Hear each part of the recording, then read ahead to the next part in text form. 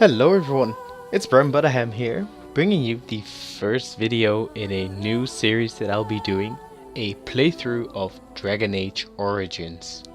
Now, I'm really excited to do this, and I actually started this YouTube channel because I had the idea of doing this. Because Dragon Age Origins is, I guess, my favorite game of all time. It is so amazing, and the third game in the series is coming out in October 2014, so I want to make a new character in this game, import it in Dragon Age 2, and then use that character for Dragon Age Inquisition number 3 when it comes out. So a playthrough of Origins, and let's start a new game. Yeah, let's start Origins. I have Awakening as well, which is the DLC. Let's start Origins. So I will be quiet during the cutscenes and dialogues and talk in between.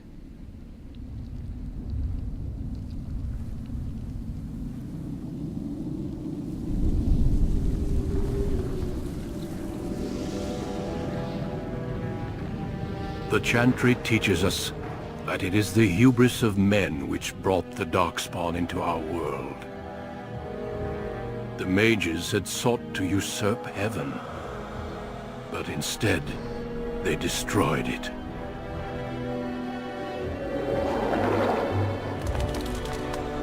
They were cast out, twisted and cursed by their own corruption. They returned as monsters, the first of the Darkspawn.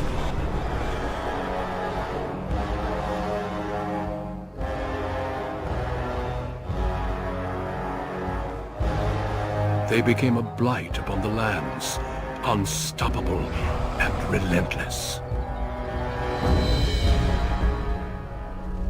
The Dwarven kingdoms were the first to fall, and from the deep roads, the Darkspawn drove at us again and again, until finally we neared annihilation.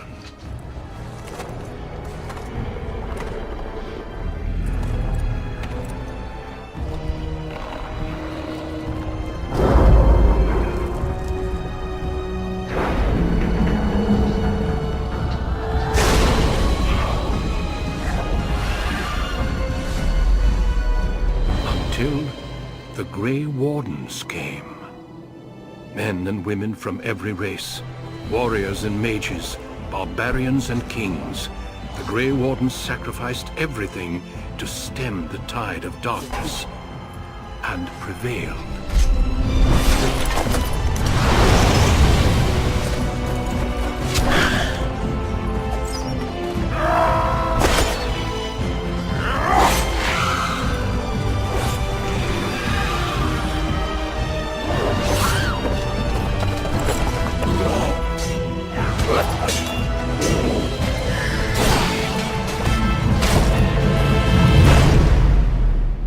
It has been 4 centuries since that victory, and we have kept our vigil.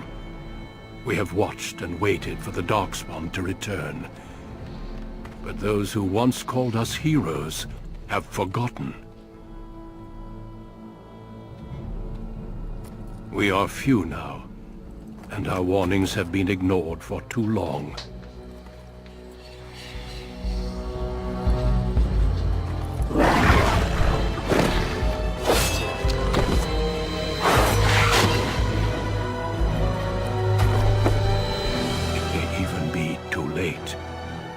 For I have seen with my own eyes what lies on the horizon. Maker, help us all.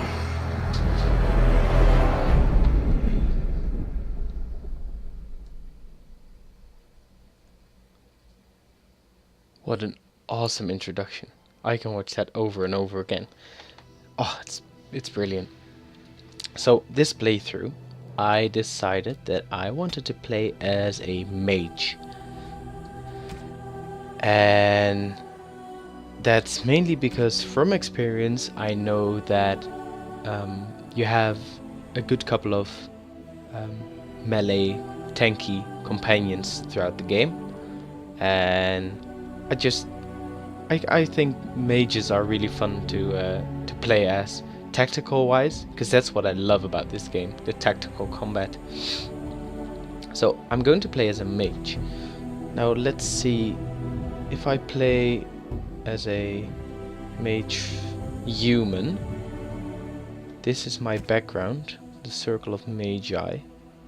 Wielding a power as dangerous as it is potent, you know that magic is a curse for those lacking the will to control it. You anxiously await your harrowing, the one chance to prove yourself against the demons lurking without and within.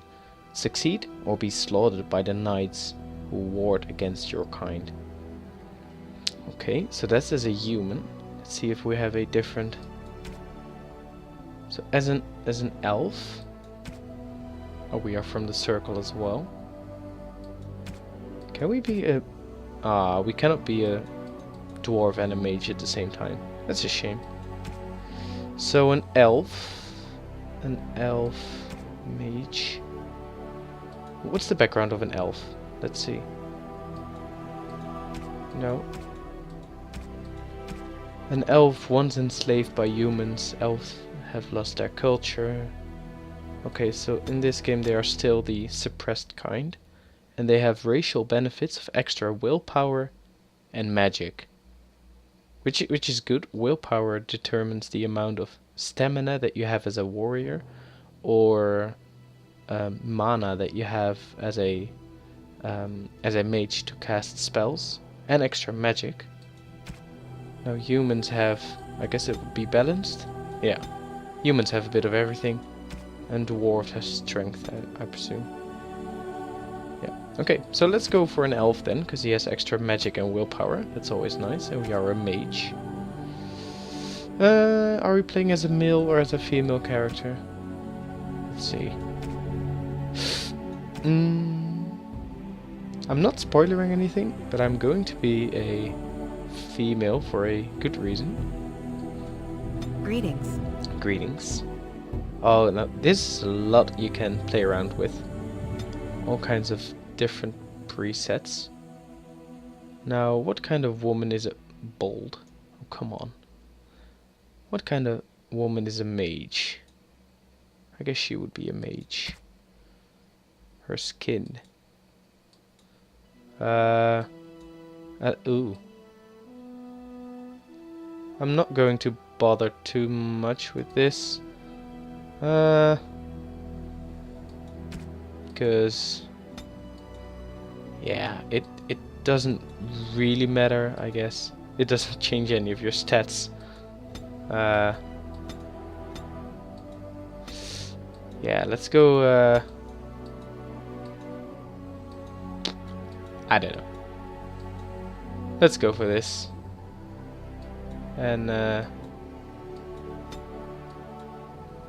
yeah, perfect. Then the voice is important, I think. No, it's gone. How do you do? Ooh. Greetings. Greetings. Greetings. E. It sounds like a. Well, I am a witch, I guess, but. I cannot cast it. Oh, that's too bad. Charmed. Greetings. Ooh. Ugh, my spell. Greetings. Greetings. I guess I like the experienced voice. Well, that didn't work. So this is the portrait that you'll be seeing throughout the game. Let's see.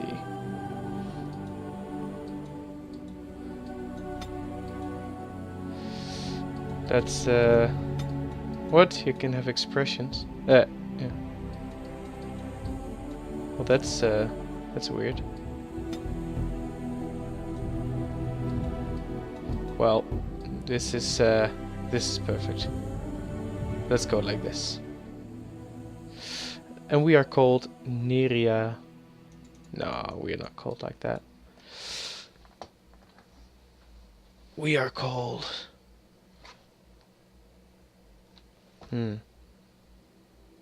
I guess BramButterham would be weird for a female mage, right?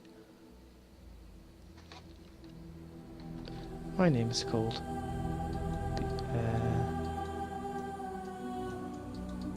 What the heck? The normal name is fine. Neria.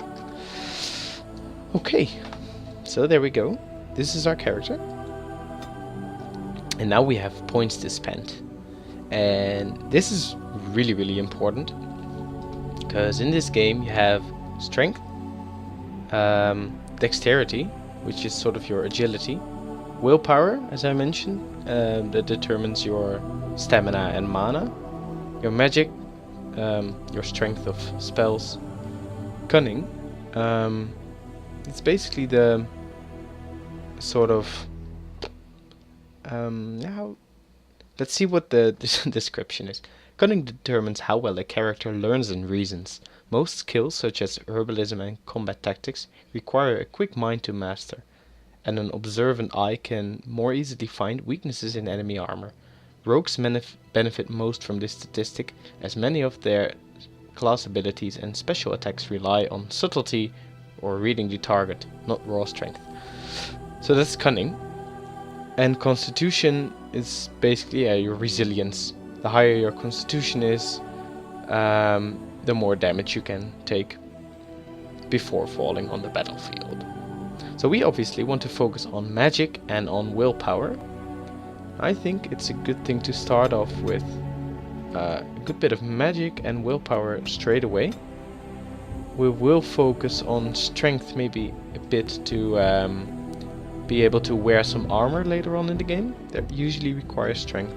And maybe a bit of constitution to not die as fast. But for now, let's focus on magic and willpower. Now, we have skills. The skills we have are coercion.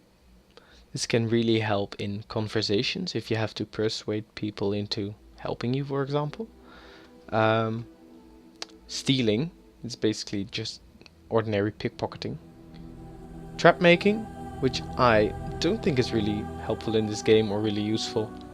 You can make traps, place them, and then enemies can walk into it, but usually I end up, or my teammates end up walking into those traps, because it's not really useful.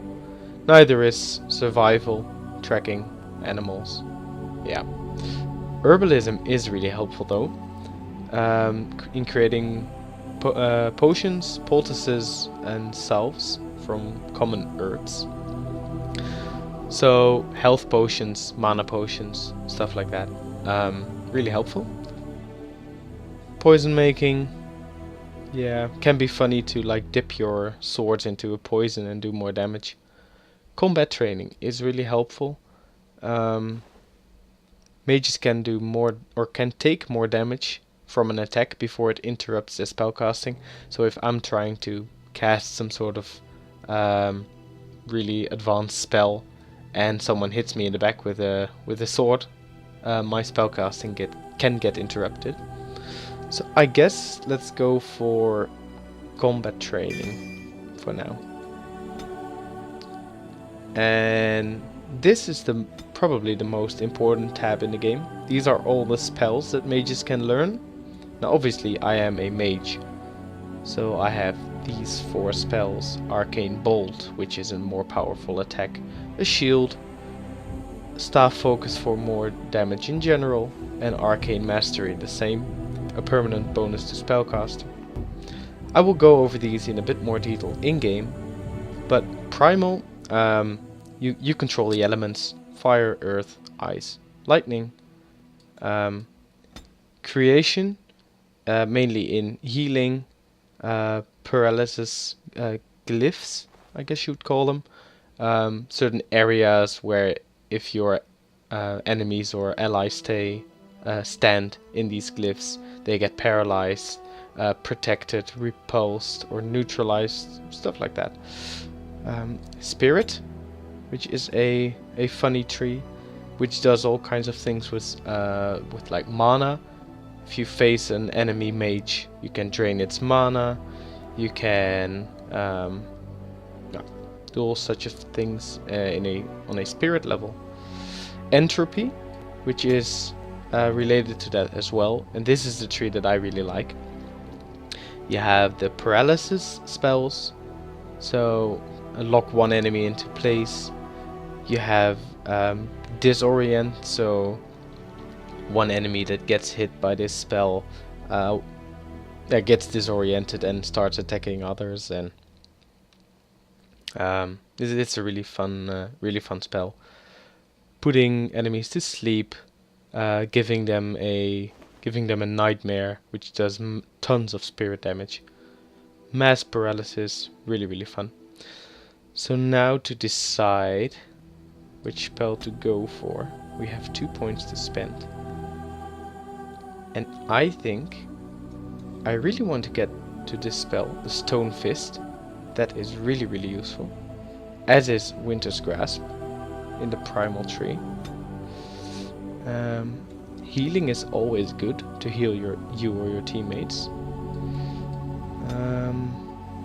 And Mind Blast as well. It's a wave of telekinetic force that stuns enemies caught in the sphere. Now what do I start with? I guess, because the beginning of the game is not that hard, I might as well start off with some offensive spells. Being Winter's Grasp and Mind Blast. Okay. So, first video. I'm really excited to get this series going. I'm planning on making these videos around 15 minutes, 15-20 minutes. I hope you'll enjoy this series as much as I do. Stay tuned for the next video. Bye bye.